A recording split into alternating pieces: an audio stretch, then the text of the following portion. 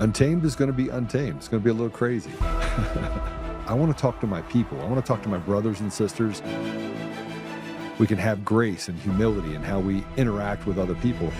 Oh, hot dog, look at you. And nobody talked about what's really happening. And let's have conversations about what truth is. Can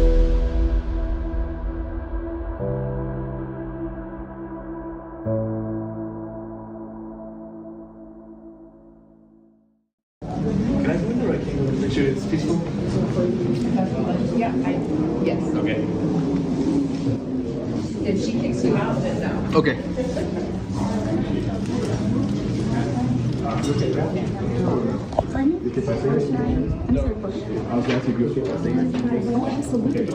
Yes. So then now they are letting him vote. Ma'am.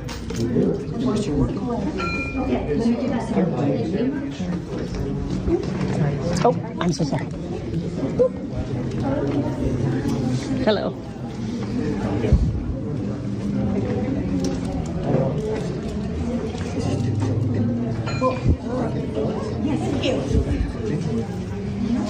They were trying to deny his ballot, which they have relented because there is no law that says that you cannot wear a MAGA hat to vote.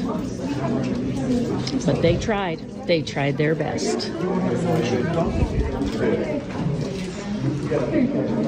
There he is getting his ballot. And he's gonna vote with his MAGA hat. Good guy, sir. Nice to meet you. Voting. Hi, how are you? Yeah. Sorry, I get out of the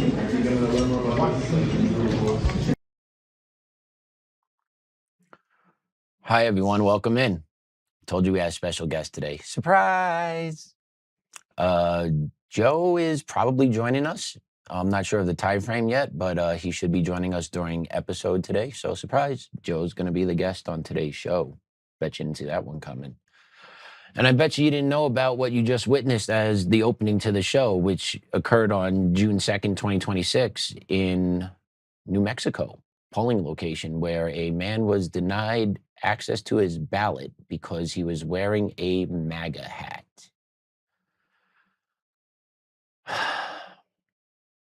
Voter suppression? Wearing a MAGA hat, they had to call the police in order to enforce this man's right to vote. You hear that? The side that claims no kings, the side that claims polling places should not have ICE by them, the side that claims this is the worst country ever founded, the side that will do anything the opposite of what is best for the American people, denying this man his right to vote because of the hat he's wearing. Any outrage? Any media coverage? No. And this happened 2 weeks ago. I just stumbled across this on my feed this morning. So yeah, talk about keeping this hush hush. Now I wonder how often this happens, in how many different locations, or is this just an isolated incident? But once again, another isolated incident that interferes with the Republican side while handing something to the Democrats. See, our election system is completely on its head. And no one seems to want to do anything to fix it that can. Trump's doing what he can do through executive orders.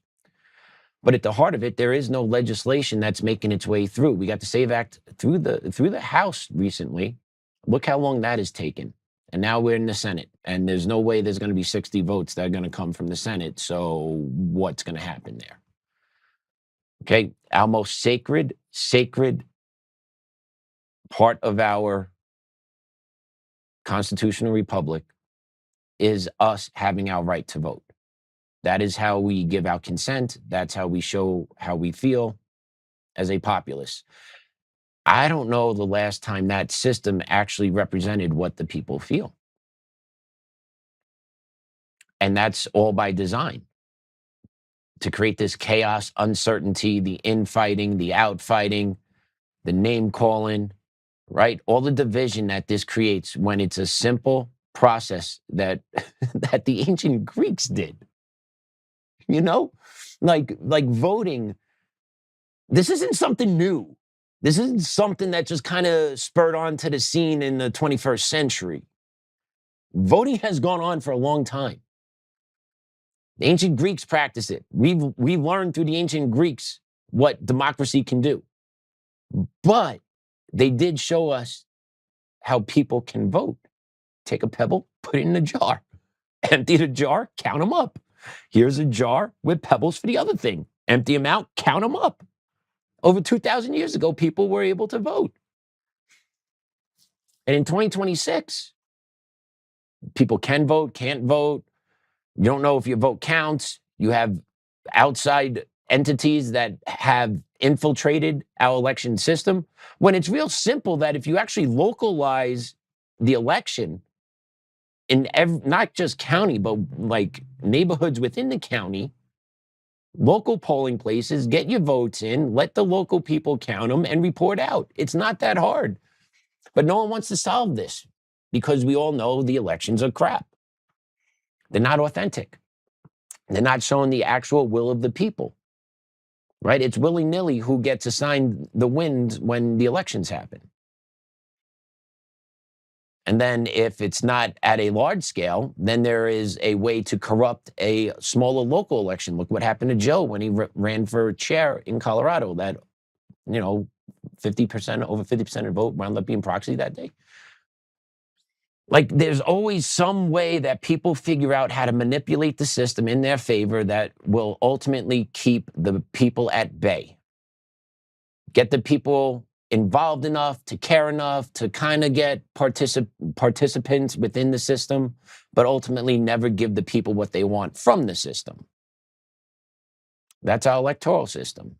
And we control both houses of the legislature. We control the Supreme Court, conservative views on the justices, President Trump, right? Like, we need to get things done to safeguard these elections. In person, voter ID, real simple. Make it a national holiday. Businesses will have to close. People have to understand that, right? We're going to need some time to shift through it. But ultimately, that's what needs to happen to make sure that the actual will of the people is represented through our elections. Because when the will of the people is not represented through the elections like it has for a long time now, right, at the local, state, and national level, look what you get. Look at the chaos you get. Look at the divisiveness you get. Look at the ugliness, right? And that's all resulted from our election systems that have been hijacked to sow discourse amongst the American people to keep us distracted with the infighting amongst each other while up top, all they do is just rape and pillage and just beat us down. And it's not only here in America that this is happening, by the way.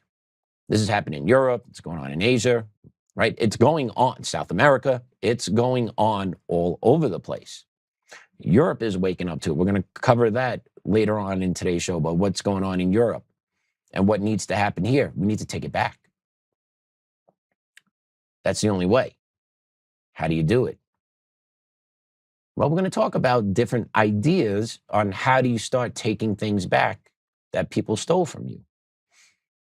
Pride, dignity, money, elections, voice, love of country. How do you start taking those things back from people? How do you start reclaiming what is yours? Well, the first thing you got to do is identify the problem. You need to name the problem. You need to confront the problem. You need to call the problem out and educate others about the problem. That's step one, right? You can't fight something that you can't name. You can't fight something that you can't identify. So number one is identifying the target. Now, what's the target for you? I know what my target is. My target is what came from me. Cherry Creek School District and equity. What's your target? Has your family been affected? Have you personally been affected by what's going on? Is it illegal immigration? Is it indoctrination of the children? Is it the stolen election system? Is it not cooperating with, like, whatever it is, find what motivates you, number one, and you have to identify it. And then once you identify it, then you could start looking at how do you get into the arena, right? It does no good if you sit on the sidelines, bitch and moan and complain, and then physically never do anything. That's the reality. And that's actually anti-American, right? The American spirit is, I see something, I go do something about it. That's the American spirit. A lot of that has been suppressed, has been damaged because of the bullshit and the lies that have been shoved down our nation's throats over the past 15, 20 years about how awful this country is, right? It caused a lot of internal damage for people that love this country. All right. A lot of people had to shift through the garbage that was being shoved down their throats, all in the midst of COVID, all through the midst of the 2020 stolen elections, all through the midst of the summer of love of the George Floyd riots, right? There was a massive blitz that took the American people in 2020. And it took a lot to shift through to figure out what was happening for a lot of people. That's why you're here. You figured it out. You figured it out with Joe. I didn't know about Joe back in 2020. I didn't. Right? I followed other people, and then eventually I lost them because they did nothing for me. They were not informing me. They were not bringing anything to the table. So what are you going to do to get involved? How do you take it back? How do we take it back? Right? Some people talk about going to the streets, but we'll talk more along that in the show as we go down the road. But I want to put up Joe's post. Joe put this up yesterday, and he simply put it, and I'll read it first, and then we'll talk about it a little more. But it is not the critic who counts, not the man who points out how the strong man stumbles, or where the doer of deeds could have done better. The credit belongs to the man who is actually in the arena, whose face is marred by dust and sweat and blood, who strives valiantly, who earns and comes up short again and again, because there is no effort without error or shortcoming. But who knows the great enthusiasms, the great devotions, who spends himself in a worthy cause, who at the best knows in the end the triumph of high achievement, and who at the worst, if he fails. At least he fails while daring greatly, so that his place shall never be with those cold and timid souls who knew neither victory nor defeat. Theodore Roosevelt, former president of the United States. It's talking about you can't just sit on the sidelines. You do not sit there and keep your mouth shut. Okay? You have no qualms to speak if you're not involved. You don't question, right? Everyone makes mistakes, but what you need to do is learn from those mistakes by getting into the arena. Okay? Getting into the arena, getting active. How are you getting involved to take it back? Are you running for local office? Are you running for local school board? Are you running for sheriff? Are you going up to your legislature and harassing the hell out of them, right, Gammy? Are you doing things to get conversation sparred? Because at the bare minimum, that's what you can do. And the conversation can be, that person's crazy, but you know what? You're eating up time of their day. That's important, because every minute that they are taking their attention off the agenda they're shoving down our throats is a minute saved. It's a minute well earned. Okay, and other people are fighting on bigger scales because they've been called to fight on bigger scales. Joe ran for GOP chair. Joe ran for governor. He saw something, he went for it. Did it work out well for him? No. Was he ridiculed along the way? Yeah. But I have a feeling that dude's coming back stronger than ever. Just a hunch. Just a hunch. Me, I'm fighting every day. I come here to work, get a show together for Joe, work with Joe to put a show together. I'm fighting in the courts every chance I get, every meeting I need to show up to, every hearing I need to show up to till I get to go to trial. Because you need to right the wrongs, and you need to make people pay that are doing the ill harm to the American people. And that's the only way it stops, is you make them pay.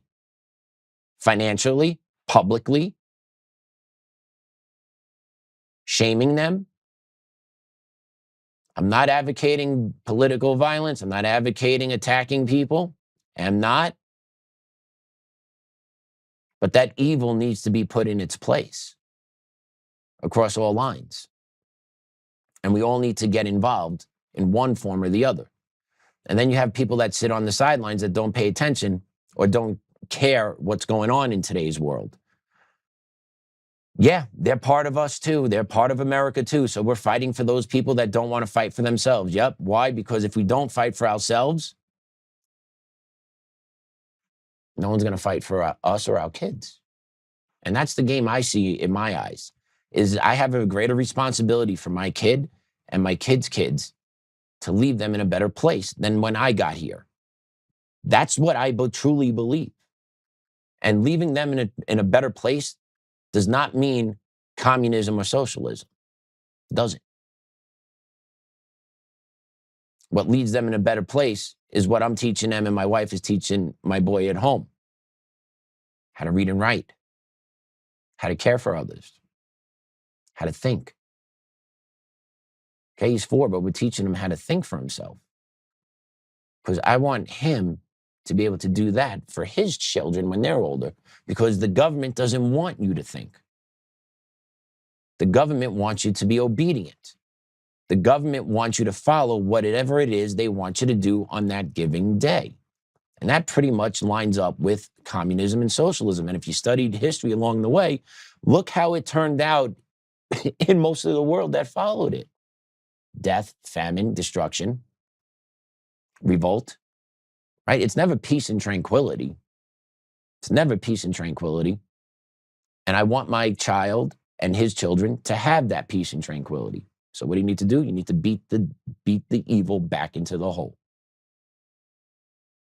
It's a battle that's always going to have to be fought now because it's been unleashed. It's like a virus, right? It's a mind virus that's been unleashed throughout the world. You need to combat that mind violence, which means you need to arm yourself and the younger generations behind you that you know and connected to through education. And I'm not talking just through what the school teaches them. No. Talking about real life experience, real world experience, what real America means, the history of real America, all that, right? And the truth is that anyone that can get a plane ticket from any corner of the world to come to America to live here will take it. Nobody here will take a plane ticket to leave to go to live somewhere else. And Micah said it perfectly yesterday, right? The people that hate America are Americans. That's it. Everyone wants to come here to see what we got. Everyone loves this place. Let's be real. Right? Do we have our problems? Sure do. Sure do. But collectively, as a nation on this planet, there is nowhere else you would want to live and be. Access to anything you want. Education, entertainment, culture, food. You got everything you want here. Opportunity. Free speech. Kinda. Right to bear arms. Kinda. And that's the only thing that's stopping the fall from us right now from really being taken over is the fact that we have a Second Amendment and Americans own a lot of guns. Right? And that's why they're able to get away in Europe with what they're getting away with in Europe on the Europeans, England, UK, Germany, all there, right? France. They're able to get away with it because the people in Europe are not armed. Right? That's the difference. That's what holds the line here in America between the globalist takeover, globalist agenda completely, and not, is the right that we have the right to bear arms. And most of us use that. Right? Legally or illegally, unfortunately. There's a lot of illegal guns out there too that people have, right? But it is what it is. But that's because if we didn't have that, and if we didn't have that line to protect ourselves from government, you really think government wouldn't come and destroy you? Take what they wanted from you? They would. And I can't believe I'm sitting here saying that as a 42-year-old. But life experience, yeah. Yeah, it's ugly. But they will do it. They will do it. Which leads me to play this clip. Check out this Instagram clip about good men and bad things.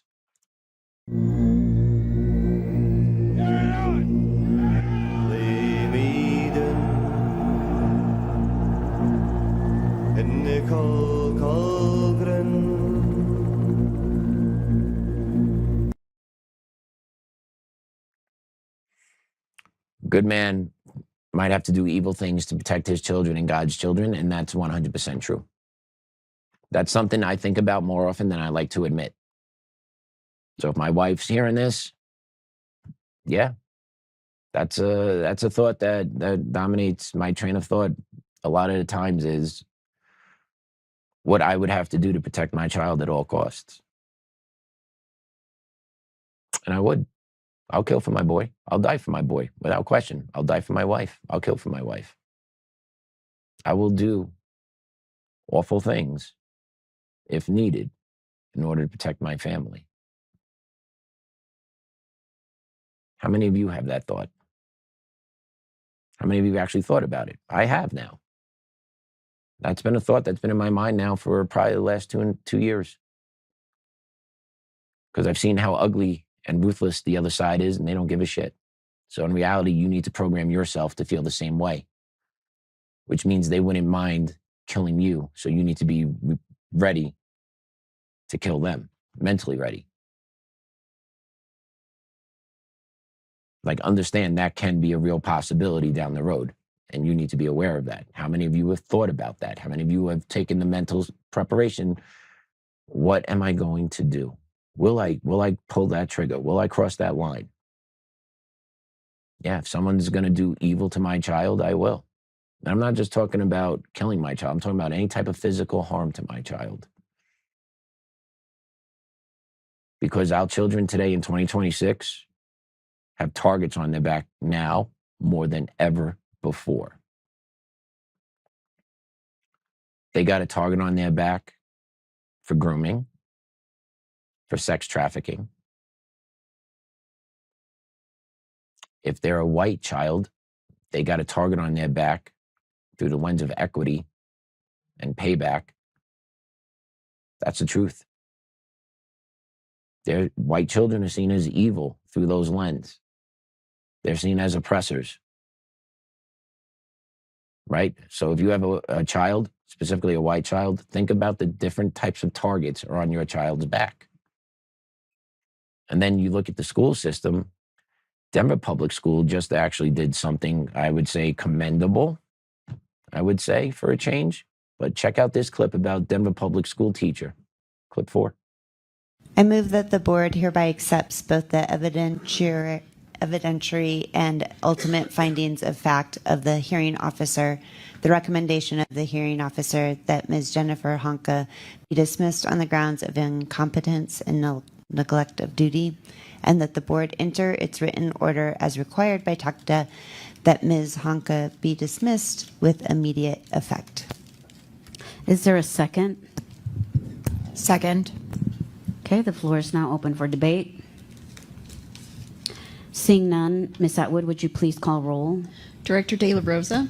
Aye. Director Gaitan? Aye. Director Hunter? Aye. Director Klein-Molk? Aye. Director Sia? Aye. Dr. Torres? Aye. Mr. Youngquist? Yes. Thank you. With that, the motion passes. Thank you, David.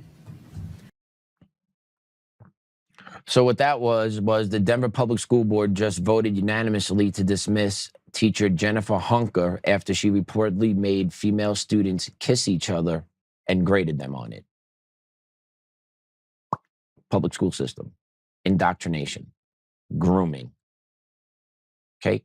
Teacher actually graded female students kissing each other. How does that come up in a classroom setting? How do those topics come up? Oh, that's right. You talk about sexuality all the time in schools.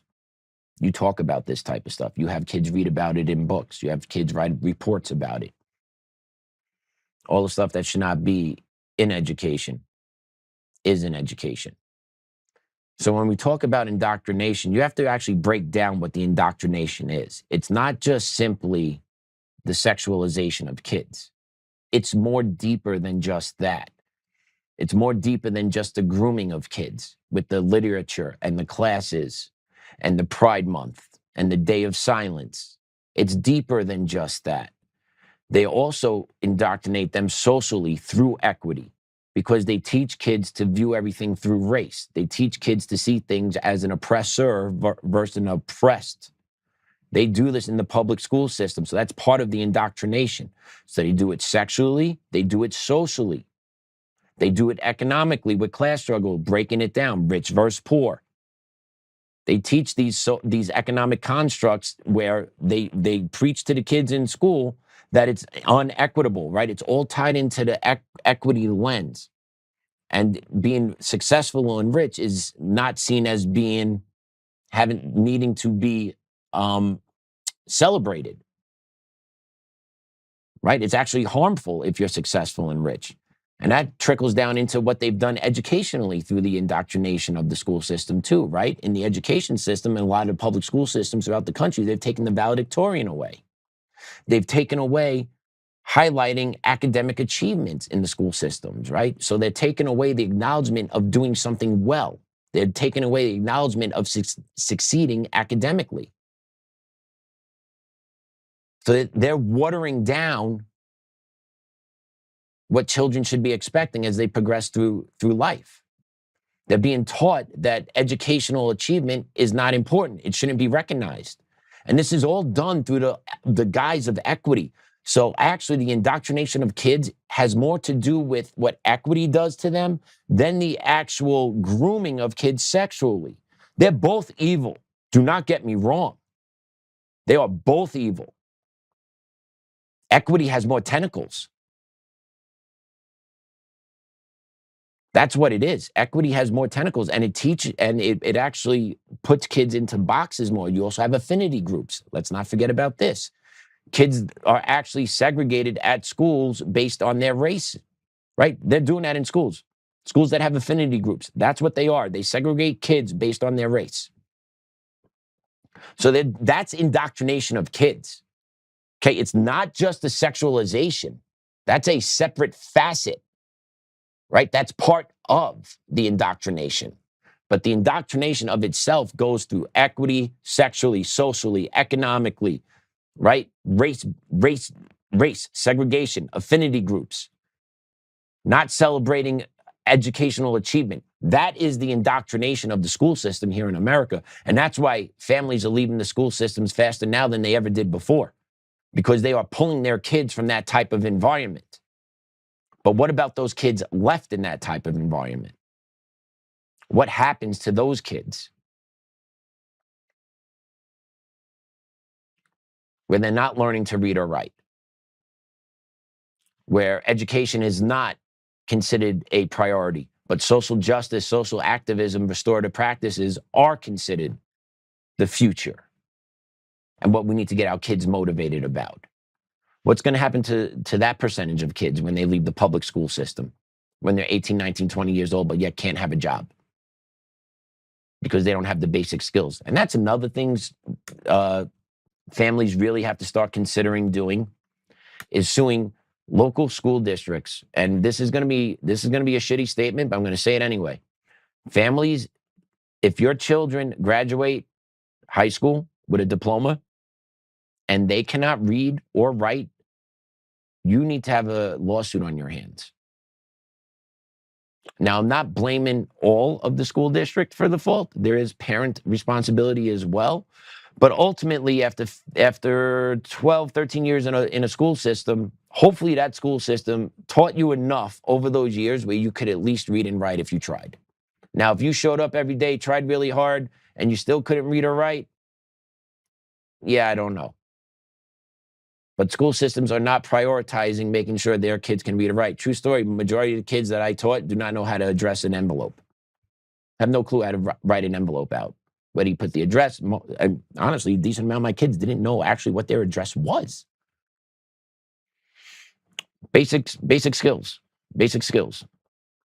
So when I was a social studies teacher, I actually did a lesson on how to actually write an envelope out and, how to make sure you know your address, like made kids learn their address. 7th grade social studies. I was doing that 10 years ago. Because it's something that needs to be done. Kids need to understand how to write out an address on an envelope. Know where you put where you're sending it to, and where's the return address go, right? Real basic stuff. Kids didn't know how to do it. So you have to teach them that. And then in DPS, you have teachers grading female students on whether or not they're making out enough for her. And it's a shame. It's a shame because the public school system can be so much better than what it is, and it could offer so many more opportunities to kids if it was run the correct way. Every school district, every school. Number one, I would eliminate equity out of every school district across the state. You know how many millions of dollars are being stolen from the kids in your school, in your school district, because of equity departments that your school district has?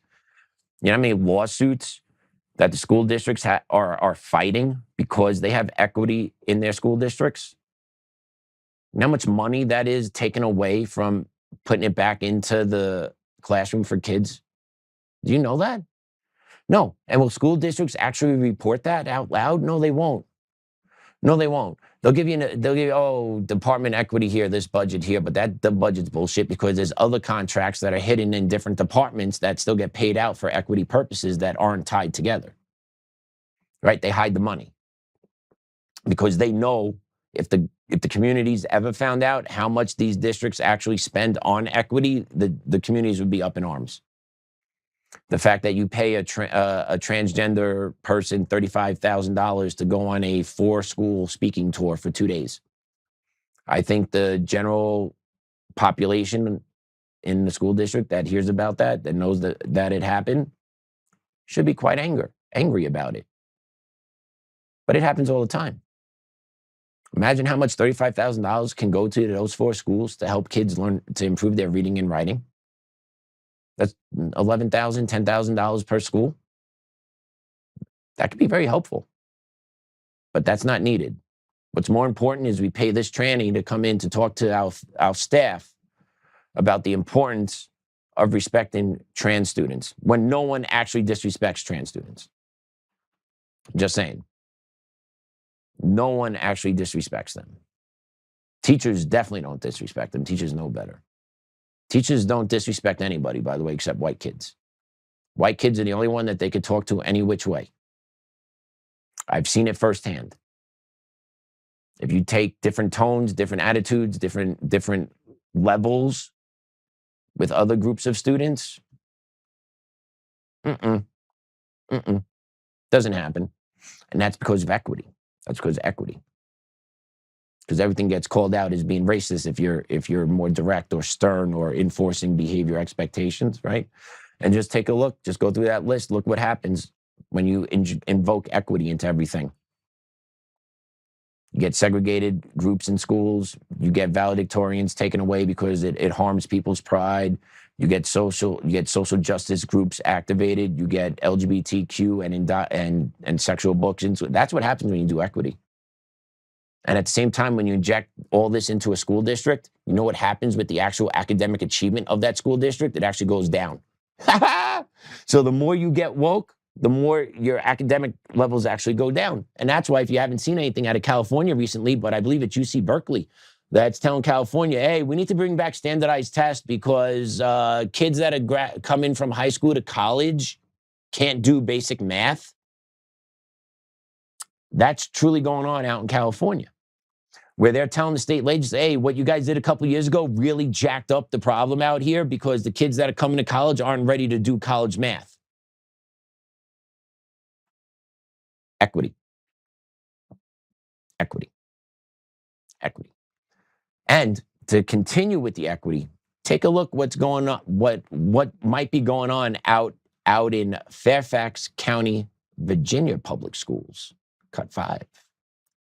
Virginia parents are begging their district for more learning time for students, but instead of offering to cut teacher work days or school planning days, one of the district's proposed solutions is sparking outrage. Fairfax County Public Schools asking parents in a survey, quote, if the school calendar required modifying one of the following, which would be the most acceptable to you? With one of the response options being, quote, eliminating holidays recognizing religious and cultural observances, listing Christmas and Rosh Hashanah as examples. Fairfax County mother Stephanie Lundquist Aurora joins us now. Good morning to you, Stephanie. Good morning, Ainsley. Good Thanks for morning. having me. Well, thanks for coming on. I know you have 3 children in the district. You have an 11th grader, a 9th grader, and a 7th grader. This really affects your family. Why consider eliminating Christmas? You know, it's really interesting, Ainsley. Fairfax leaders have an anti-Christian bias, and this is not the first time that they've waved the proverbial middle finger to Christians. In 2022, the school board voted to change spring break with the express purpose of decoupling it from Easter. And then in 2024, the county's Board of Supervisors, the governing council, also voted to commemorate Transgender Visibility Day on Easter.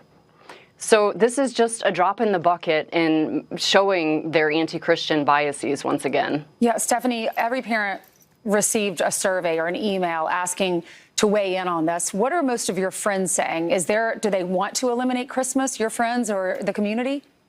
No, they're in shock that they sent out this survey. I mean, this is just an example also of central administration in Fairfax County paying people to conduct these ridiculous surveys and then not listening to what the community says. So, for example, they sent out a survey asking if we wanted to have shared sex classrooms for sex education. 84% of us said no, we did not.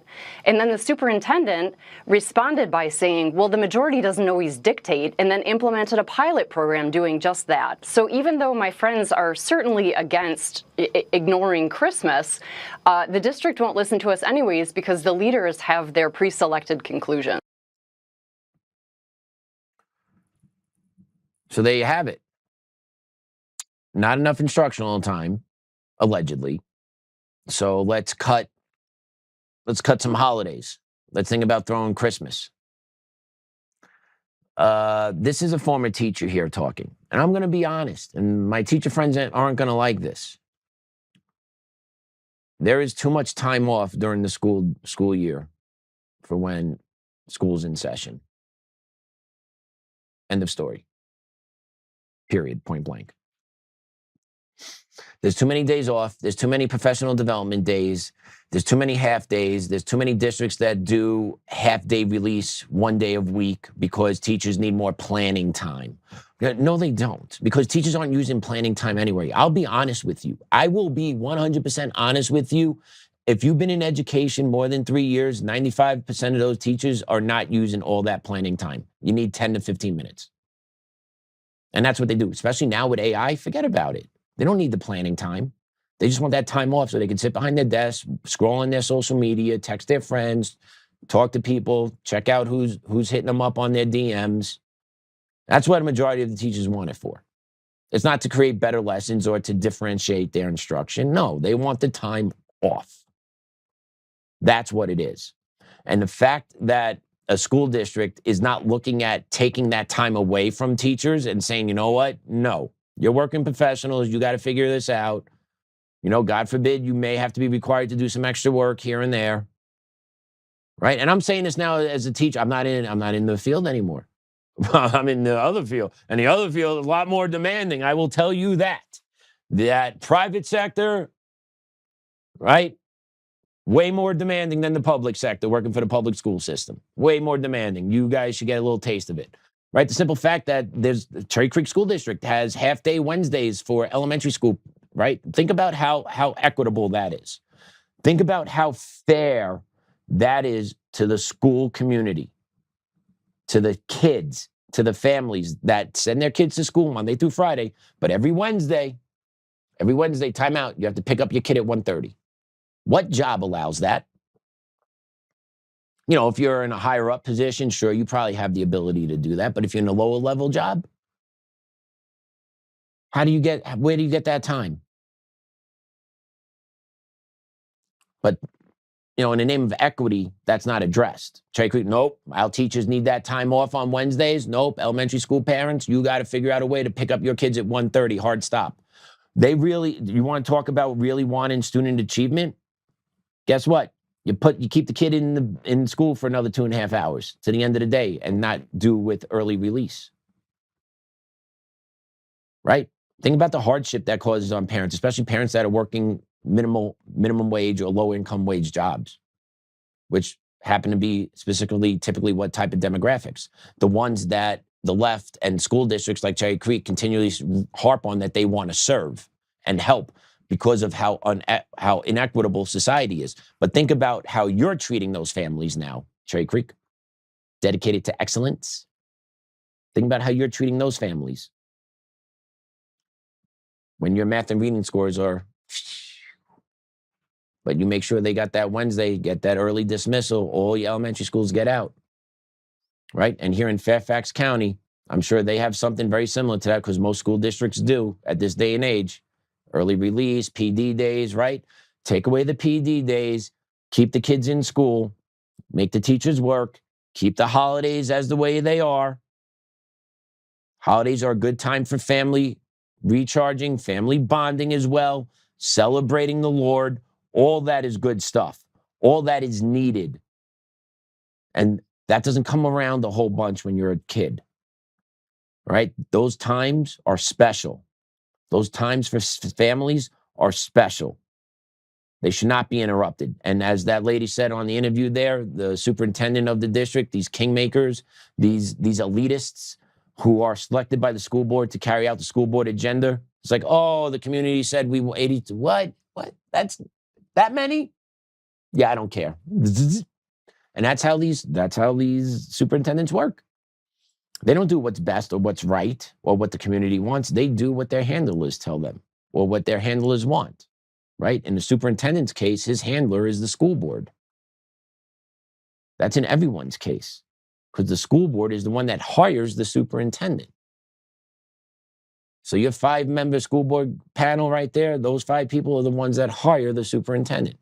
While at the same time, they pay 6-figure contracts out to hiring firms to do these extensive searches to find these great clients, prospective prospects to interview to be superintendents. Meanwhile, those school board members could easily try and do that themselves, but they don't. They'd rather spend taxpayer money. Oh, we got to run a process. We got to do this. We got to do that. But usually those organizations are tied back to members on the board because the money always circulates within. The cartel always protects itself. Cartel always protects itself. And religion is a target of the cartel, specifically Christianity, specifically Christians, okay? Our faith, the Christian faith, it's the true religion. It's the only one that sees everyone as equals. It's the only one where anyone and everyone can come to the table of God. No one is looked down upon. It's the only one. And they want to do away with it because that's what Christianity teaches. Christianity teaches there is a higher power. And it also gives us a moral compass on how to carry out our earthly duties. Remember, our rights always come from God. That's why they want to do away with Christianity. The state wants you to believe that your rights come from the state, not God, and that's not the case. Our rights come from God. We are born free. We are not given freedom by the government. We are born free. So you have that war of religion going on in Christianity. All at the same time, another monotheistic religion is being propped up and spread and embraced in Europe and America, Islam. And it has profound impacts. Okay?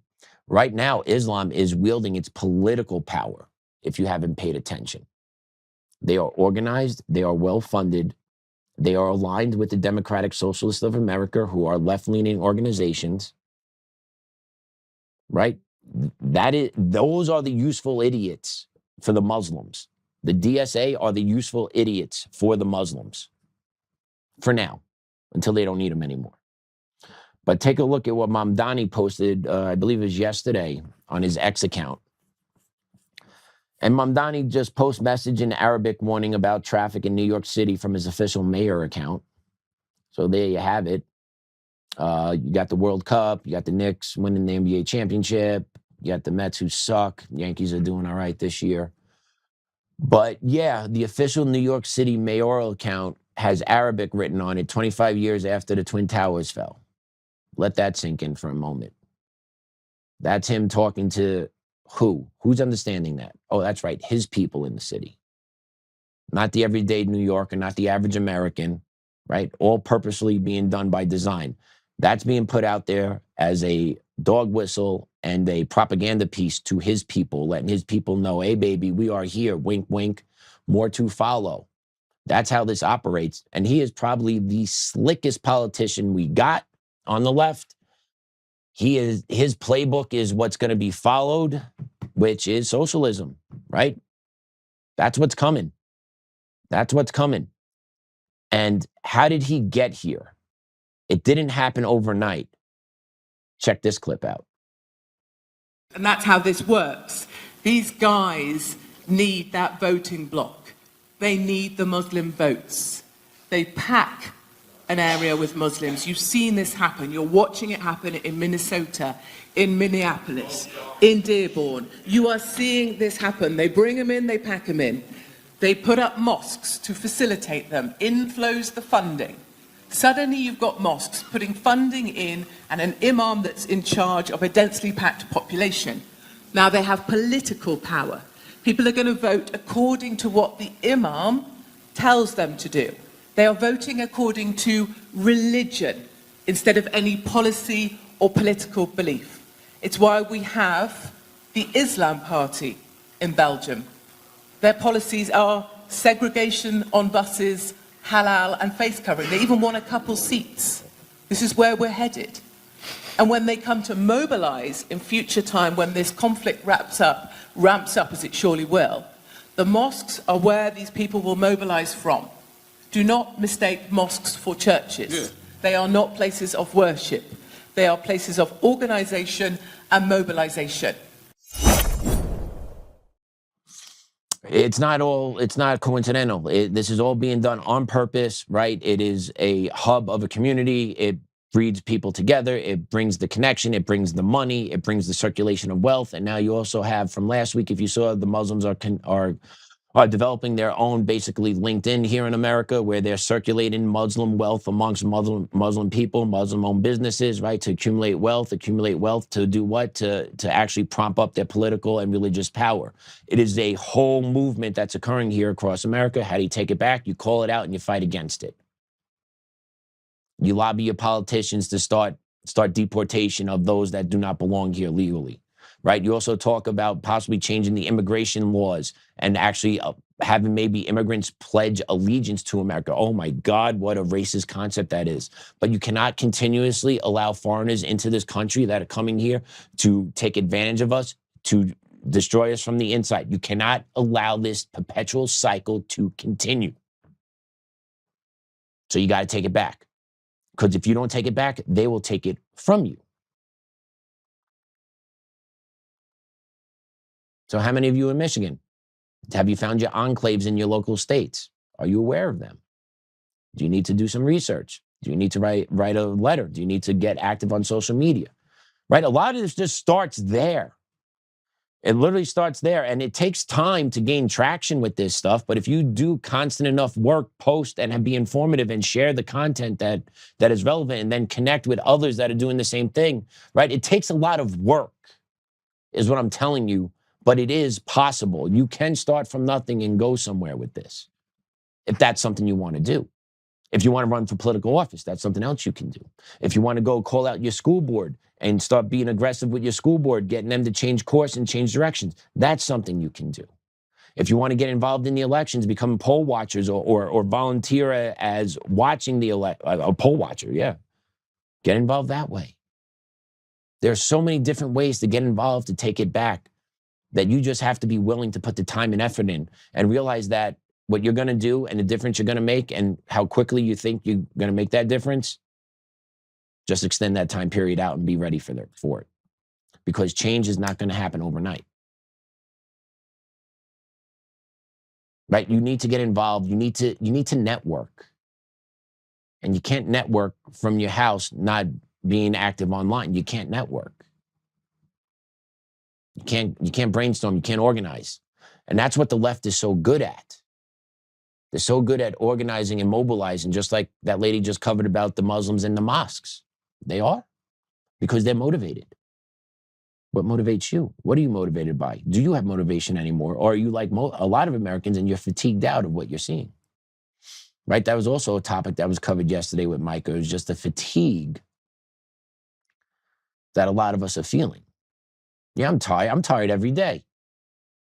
But what's the alternative? Roll over and die? No. There is no alternative. You wake up tired and you go fight. That's it. Right? Are you never not going to be tired? No. And when are you going to rest? When we die, that's when we rest. Get, 6, 7 hours of sleep, get right back at it, get to work, raise your family, be a good friend, and fight the evil that's in front of us at every turn. Realize what's going on in here in America and understand the onslaught that we have to endure every day. Do you just want to have to endure the onslaught, or do you want to turn the tables a little bit? It's fun when the tables are turned. It's fun when those that are attacking you are the ones that now you can attack. It's fun. It's fun knowing it causes people to possibly change course. It's fun. That's how you make some of this change. Because right up top, right, waiting for the big arrest, right, you can hope, pray all you want for the big arrests. At the end of the day, you and I have no control over those big arrests whatsoever. So what can you control? What difference can you make? And how do you stay actively involved without becoming so frustrated that you just want to throw your hands up in the air and walk away? Find your passion. Find what you want to attack. And then go attack it. Because they'll attack us again one way or another. Right? Attack you, attack your children, attack your property, attack your safety on the streets, attack your paycheck. Right? It may not just be a physical attack. It's all these, it could be a psychological attack, psyops, right? It's everything. It's everything with that side. But let's take a break. And when we come back, hopefully Joe will be joining us. I haven't seen anything from him yet. If you're listening, Joe, we're waiting for you. If not, I'll be covering Europe when we get back from break.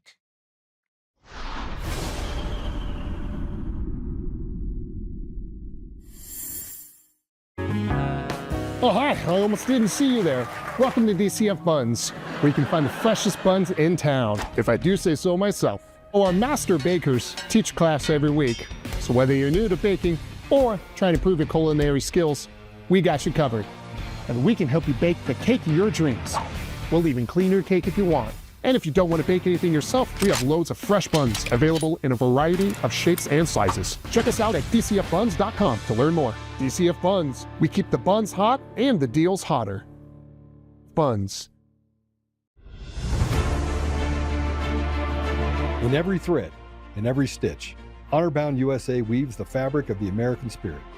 It's not just apparel, it's a testament to God, family, and country. At Honor-Bound USA, we're a family of patriots who put our faith, family, and America first. When you visit our website, you'll find a line of products that embody our commitment to pray, stand, speak, and act. As the official site for the Untamed podcast, all of our products proclaim speaking the truth with courage. We also have the powerful documentary from Professor David Clements, Let My People Go. Identify yourself as one of the few who are willing to stand for what they believe in. Join the Honor-Bound USA family today. Wear it as a badge of honor, commitment to the values that shape us, and a pledge to the bright future we will build together. Because when you're honor-bound, you're not just wearing a brand, you're embodying a lifestyle.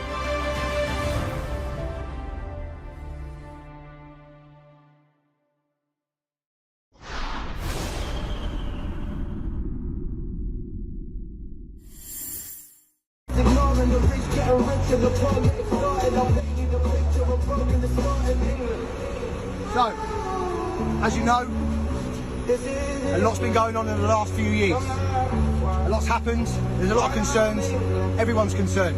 And I believe we have the ability to make a real change. Unfortunately for us, and moment, everything we're doing isn't cutting it. At the moment, the protest, the flag waving, walking down roads, it's not working. So we're going to bring a different element to this. We're going to go back to our roots. We're going to go back to what it was like in the 50s and even the 40s, where British and English men came together and took a stand and took the fight directly to where it is. The digital age is over for us. It doesn't help us. It just puts us in the limelight without actually achieving anything. So we're going to take it a different route. On this video, you will see a website, www.patriotplatform.co.uk. It's very simple. When you click on it, it will ask you to join in. You click it, you put your name, where you're from, and your contact details. There is a little an arrow by the telephone number that you have to press, and press the country you're coming from. England, obviously. People get confused with that up to now, so make sure you get that right. We are going to produce a patriotic army of thousands and thousands of English and British men that are done with protesting, done with walking down roads, and want to make a difference. Be part of it. But let me tell you one thing right now. If you are weak, you're not sure, you don't want to commit to it, don't bother. We're looking for the strong, the able, and the ability to do something very quickly when it needs to be done. I'm talking about putting 50 boats in the English Channel. I'm talking about taking hold of Dover. I'm talking about taking control of every city in the United Kingdom. I'm talking about pushing back harder than we've ever pushed back ever before. What I've witnessed in Belfast has given me the inspiration to realise that when everyone gets involved who's committed, a change can be made. And that's exactly what's going to happen. Please sign up, and we'll see you all very soon. Come on.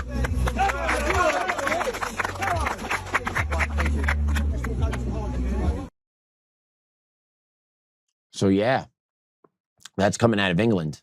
They've had it over there. It's been bubbling and boiling for a while now. They're ahead of us. They're ahead of us.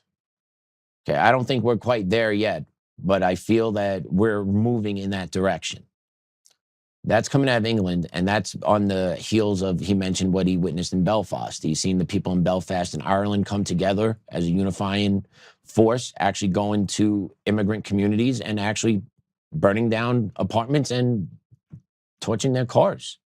Because the people of Ireland have had it. They're tired of seeing their people replaced. They're tired of seeing their people not have opportunity because of the influx of immigrants to them. They had it. Okay? We're kind of building there.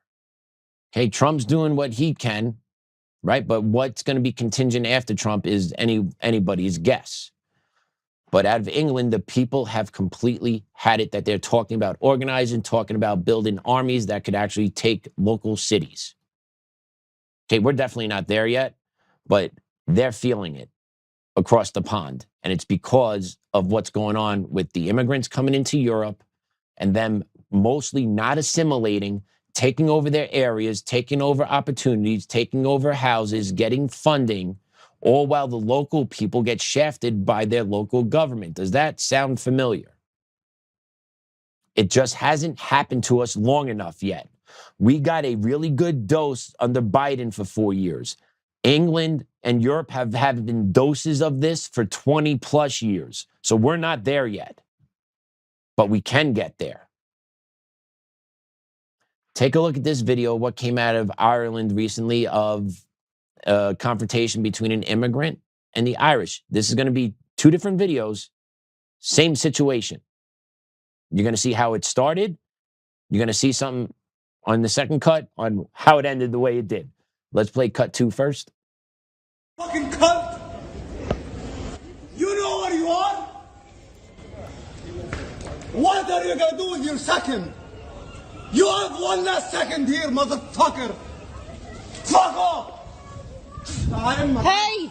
What the fuck are you gonna do? Fucking show the hard on! Yeah, boy! Yeah, boy! Show the woman. Yeah, boy! Yeah, boy! Yeah, sausage! Who's the sausage? Your sausage, shout at a woman! Thanks. Hey, fuck at me, Ricardo. Calm down. The fuck? Who's this boy? Get in! Who are you? Why going? Who are you? Calm down.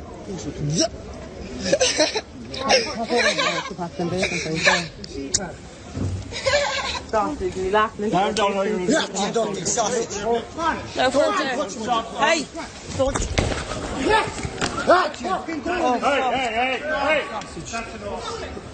Hey, who's that cheap fucker?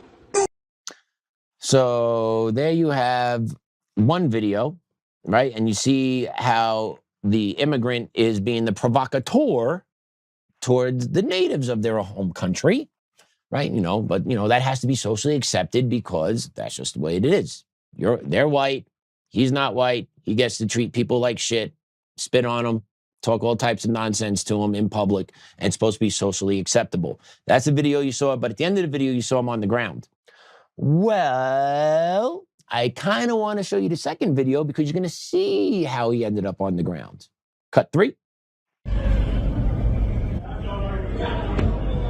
Now that's just one punch, nothing too crazy, but here comes the second one.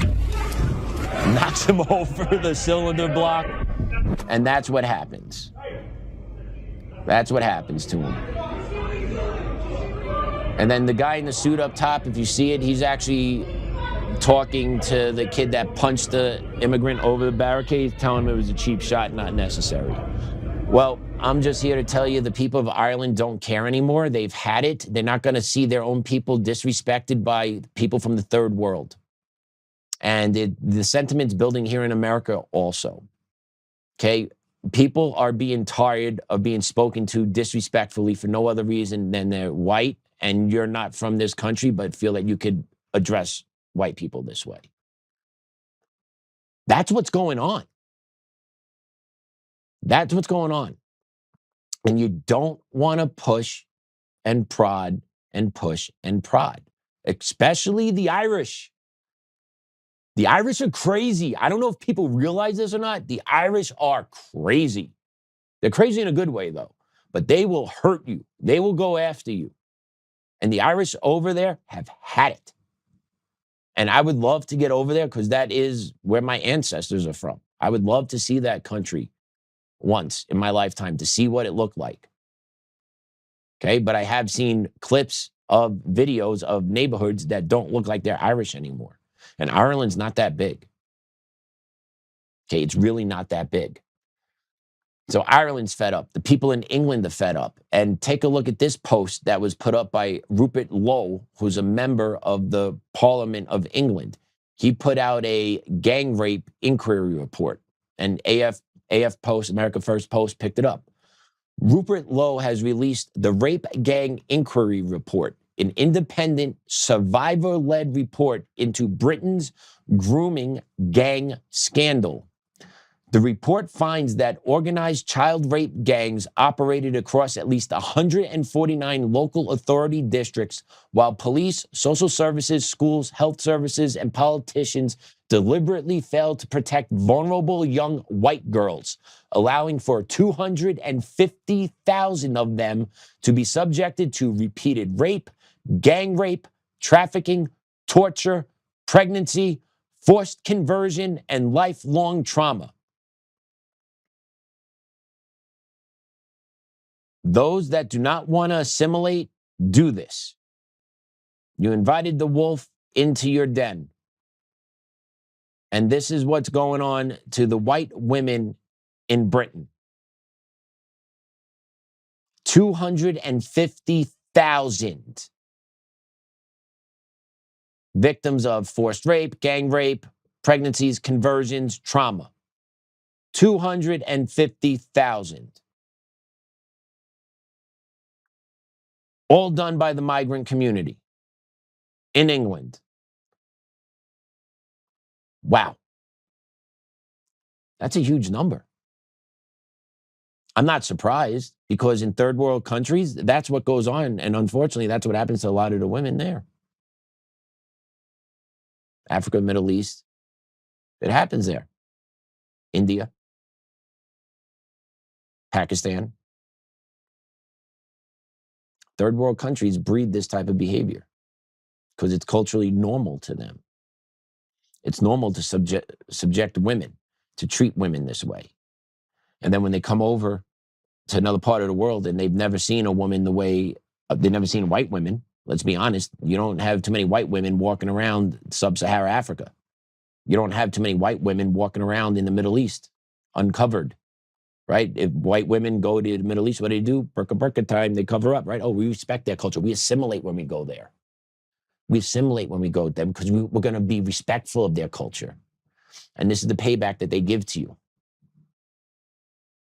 Because they don't know how to behave or act or control their desires, because they believe they're able to carry out their desires on women because that's what they're allowed to do in their home countries. Fact check me. Take a look at the sexual assault numbers that are going on in the Scandinavian countries. Look what's going on in Sweden. Okay, the sexual assault numbers in Europe are through the roof, and they're all pretty much dominated by the migrant population as being the ones that are doing this to the people in Europe, to the women of Europe.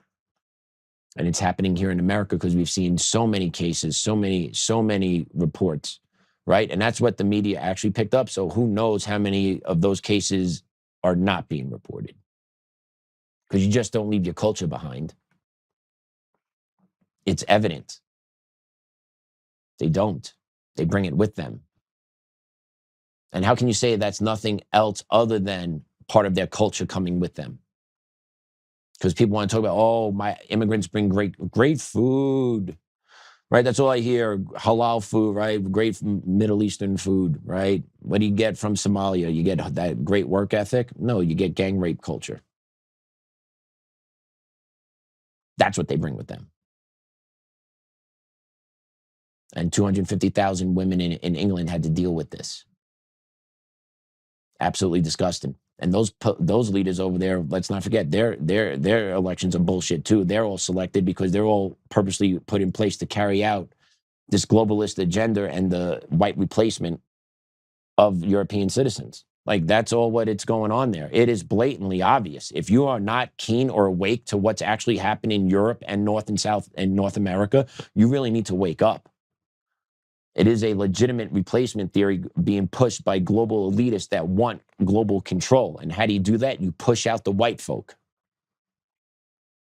And then you have third world mentality living in first world countries, but don't have the ability to run first world countries. So what do they need to do? Boom. Rely on government, rely on the elitists to control and make sure everything's taken care of. And there you have your one world agenda. There you have your one world government. WEF style. It's all part of their plan. And then in England, you have this, right? And people have ways of fighting back. And I talked about it, in the clip that started off the segment. That group's not about it. I believe fighting back online is a good way to do it. Now, do you get results all the time? No. But also, right, are you going to go to the street with a loaded bayonet and line up against the English army? Probably not. Probably not. So I'm curious how that's going to play out. But the mentality, the warrior mentality is what's important. But take a look at Member of Parliament Mac Wilkinson talking about how X is a problem because it gives the citizens the ability to get their voice out there. Listen to this. We obviously have social media, which is a massive problem at the moment for engagement. I'm tempted to say, how you make your voice heard as a citizen in 2025 in the UK. Set up an X account and start writing some sort of nativist content, and it will go around the world really, really quickly. Your voice will be heard as quickly as you want it to be. Not in a way that I would be comfortable with, and I would suggest probably not in a way that most people on the panel this evening would be comfortable with either. But that is a really easy way to get your voice heard. Get some content about, how you think immigration's too high, or immigration is the big thing that's tearing the country apart, etc. And that goes around the world because social media run by the world's richest man, X, is now making sure that you can have your voice heard in a really easy way that you couldn't in the past. Yeah, he's talking about X having a problem because people could actually put their own thoughts and ideas out there that other people could read and write, and it could actually inspire them and actually make them understand what's happening in front of them and not actually just have the government be the spokesperson. Yeah, that sounds about right for England. That sounds about right for England, that X is the problem. I don't think so. Now, does X have problems? Sure. Just like every other social media sites, they all have their own individual problems. But as of right now, X is a really decent source, not a great source, but a decent source of getting the message out. If X approves of that message, let's not forget that. There is a precursor to this. And I see it firsthand with stuff on Joe's account. Some things on Joe's account, like this one thing Joe sent out months ago, an apology to Kash Patel because of something Joe heard about, got 250,000 views, 250,000 views. Like what? And then some post Joe puts up gets a couple hundred. Yeah, it makes a lot of sense. Makes a lot of sense. Yeah, they play games over at X, but mostly anywhere else you go, X is where you're going to be able to connect with, I would say, the most people still and get your message out there. But it's a problem for the government of England, because when people get their voices out there, it actually pulls the curtain from what they're doing. And it shows the people the harm that the migrants have put to the people of England. And I believe now England has, I think, five Muslim mayors throughout their country. I believe it's 5 now. Yeah, the people of England aren't happy with everything. And X is an issue. And I'm going to connect the dot here, but take a look what the UK government wants adults to do to access X now. This is from Polymarket. UK government clarifies adults will still be able to use social media by verifying their identities with digital IDs, facial recognition, passports, credit cards. Keep that up for a second. Look at that right there. What is that calling? Government clarifies adults will still be able to use social media by verifying their identities with digital IDs, facial recognition, passports, and credit cards. Surveillance state. Social credit scores. Okay? Digital IDs. This is where we're going. This is where England is. This is where we're going. Right? They want to have complete control over you. They want to be able to lock you down and control everything you do. They can do that now, to be honest with you. They can lock you out of social media. They can lock you out of your bank account. They can take your shit. They can do all this. They can also track all our stuff now. How many of us think you are untrackable? Your bank receipts, checks you've written, your lunch you bought, dinner you bought, where you went over the weekend, right? How many of us are actually don't have the ability to be tracked by government? The government knows what we're doing. The government knows what we're spending our money on. But I believe what we're moving towards is something called a social credit score now, which is on in China, and we're going to play a clip in a second for you. But that's something that I believe is making its way through Europe and then eventually to America, a social credit score, to make sure basically you say what we want you to say online, you eat what we want you to eat, you don't use a certain amount of greenhouse gases, right, carbon emissions, right, to keep that social credit score, because we got to keep you under lock and key. Excuse me. We got to keep you under lock and key. So yeah, X is a problem in England, and to make sure that you can use X, you got to jump through these hoops now. We're going to make sure you have a digital ID that we're going to track you even more on. And the reason why I'm connecting these dots is to end the show here. I want to show you a clip out of China on what happens when you don't reach or you don't keep the social credit score that the government wants you to keep. Cut 7. Didn't go broke, they got deleted. In China, tens of thousands of young people are suddenly homeless, not because of money, but because the system erased them. Imagine a society where everything you do, everything you say, and everything you buy is controlled and evaluated by the authorities. This is what the Chinese Communist Party calls social credit. By using the mechanism of social credit, we'll be able to establish a blacklist of people and create a system of punishments that will be based on a scientific theory. These punishments will serve as a whip to rebuild moral values. Our society needs it. The country's social credit system decides who's trustworthy. But if you're blacklisted, it's game over. Your WeChat Pay stops working, you can't receive your salary, can't buy food, can't even book a train ticket. It's like being alive, but digitally. Many are now sleeping in the streets, cut off from everything. Jobs, housing, even communication. All because one app, one algorithm decided they don't belong. It's not science fiction. In China, it's a reality. Then there's the public shaming. Photo galleries of blacklisted citizens. There's even an app that shows who around you is in debt. They're not criminals. They didn't steal, cheat, or harm anyone. They just fell too low on a score and vanished from the digital world. Critics say it's a glimpse into the future, where technology doesn't just track your life, it controls it. So ask yourself, if your entire life depended on your digital reputation, how long before you get deleted? Can't say we're not too far off from that. There are people that are pushing for that. This has been pushed at the World Economic Forum. Okay, digital ID, social credit scores, making sure you're locked under a key. And then they control everything that comes out of your mouth. If they don't like what you say, they don't like how far you drive, how much you spent on gas, if you bought too much red meat, bing, bing, bing, bing, bing, deplatform you, you become homeless. Well, that can't happen here. Well, look where we are in 2026 today. Do you think what happened in 2026 today, if you said what America looked like 10 years ago, right? If you were in 2016 and you would think we would have a Muslim mayor in New York, LGBTQ stuff all over the school systems, a political party that openly hates America, do you think that, if you said all that was going on in 2016, in 2026, do you think people would be like, oh, you're crazy, you're way out there? Yeah, people be like, you're nuts. What are you talking about? You make zero sense. Well, here you go. Look where this is. Look where we're going, and see if we don't get there. Or at least there's not a monumental push to get there, right? Because ultimately, at the end of the day, you're looking at one control, one world government, right? You got to take it back. You got to take it back. And there was something I saw in the comments. Where was it?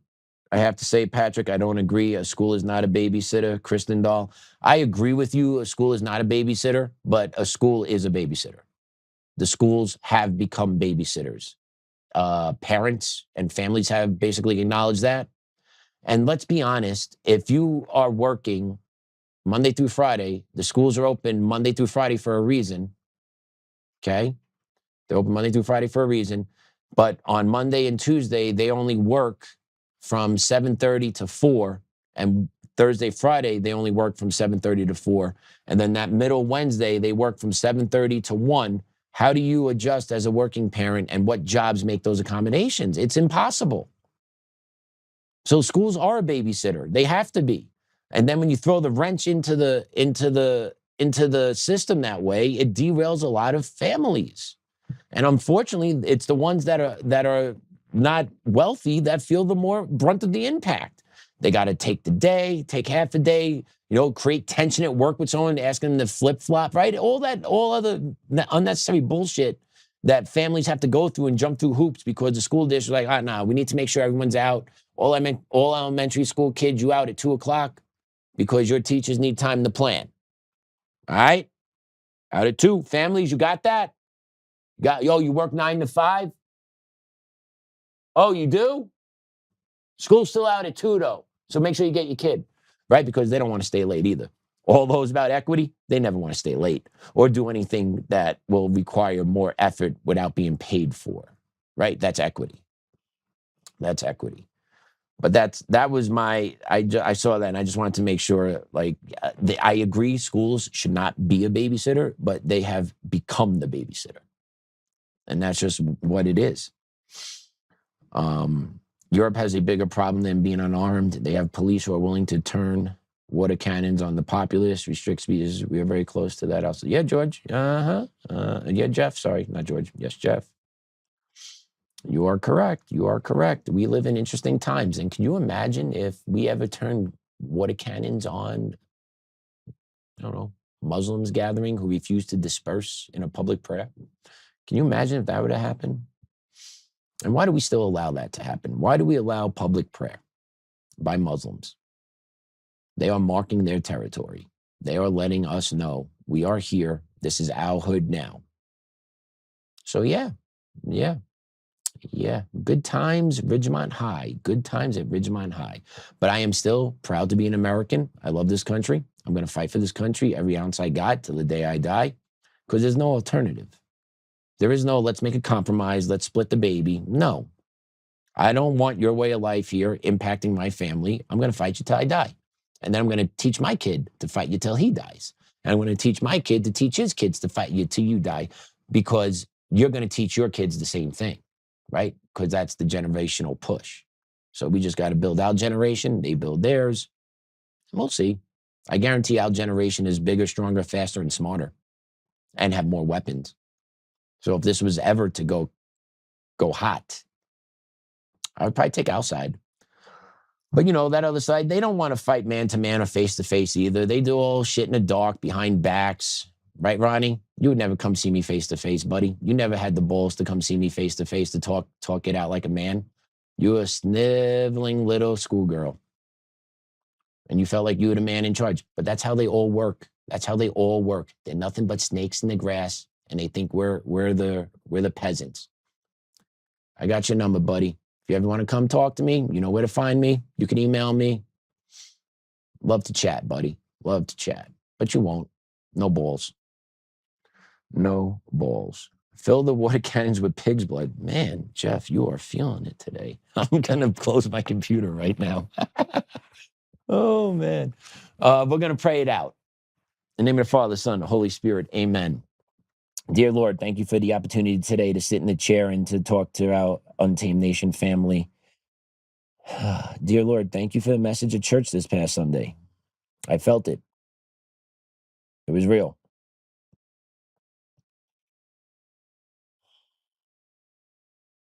Lord, thank you for my wonderful family, my legal team, my friends, everyone that has supported me along this journey that I'm in over the past 2 years to rectify the wrongs. Please watch over all of them, Lord. Please extend them an extra break or two if they need it over the next couple of days as a favor to me. Just asking for a favor, Lord. But it's not for me. It's for friends and family close to me. Just, Lord, thank you for a beautiful day. Thank you for just the opportunities that this country has to offer. If you're just willing to pick your head up out of the sand and look around, you would see this is a beautiful place with tremendous opportunity. The world is what you make of it. Thank you, Grandma, Grandpa, and Dad. Miss you guys. Love you guys. Our Father, who art in heaven, hallowed be thy name. Thy kingdom come, thy will be done, on earth as is in heaven. Give us this day our daily bread, and forgive us our trespasses, as we forgive those who trespass against us. And lead us not into temptation, but deliver us from evil. Amen. In the Father, Son, Holy Spirit. Amen. All right. Take the fight. Spread the word. Organize. Connect. Don't take it laying down. We got to take it back. Joe will hopefully see you tomorrow. I hope he will see you tomorrow. He will not be joining today. He's en route to the hotel, so he was not able to join. I got a message from him about 10 minutes ago. But I am hopeful he will be live with you guys tomorrow with a very special guest. And I'm not saying this to tease you. I really believe he should have a special guest with him tomorrow. But until then, class dismissed.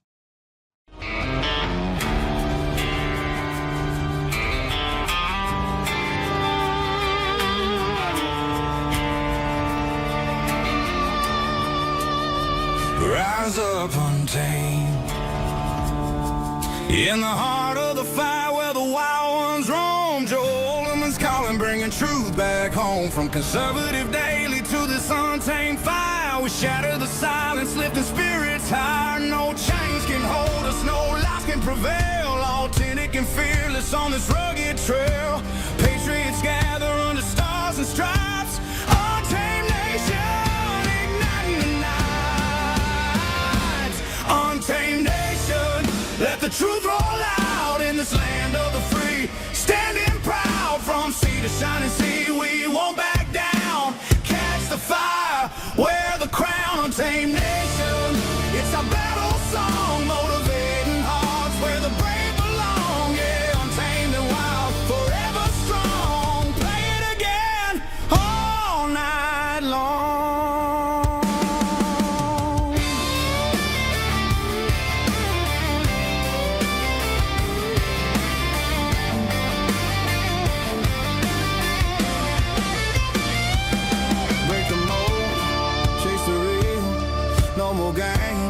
Time to heal. Joe's voice leads the untamed crew. Truth matters